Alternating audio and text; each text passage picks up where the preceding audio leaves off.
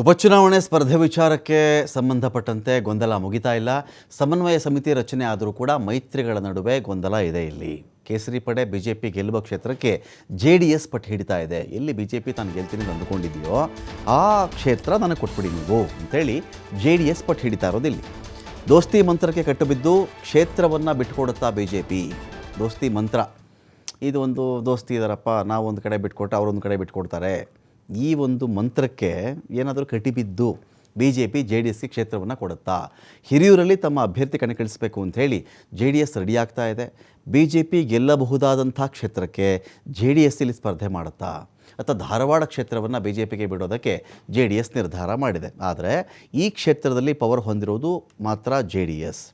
ಪರಿಷತ್ನಲ್ಲಿ JDS ದಾಳ ಉರುಳಿಸ್ತಾ ಇದೆ. ಇಲ್ಲಿ ಪರಿಷತ್ ಚುನಾವಣೆಯಲ್ಲಿಯೂ ಕೂಡ ದಾಳ ಉರುಳಿಸುವುದಕ್ಕೆ ಹೊರಟಿರೋದು JDS. ಇಲ್ಲಿ ಈಗಾಗಲೇ ಈಶಾನ್ಯ ಶಿಕ್ಷಕರ ಕ್ಷೇತ್ರ ಹಾಗೂ ಪಶ್ಚಿಮ ಪದವೀಧರ ಕ್ಷೇತ್ರ, ಆಗ್ನೇಯ ಪದವೀಧರ ಕ್ಷೇತ್ರಗಳಿಗೆ ಅಭ್ಯರ್ಥಿಯನ್ನು ಘೋಷಣೆ ಮಾಡಿರೋದು BJP.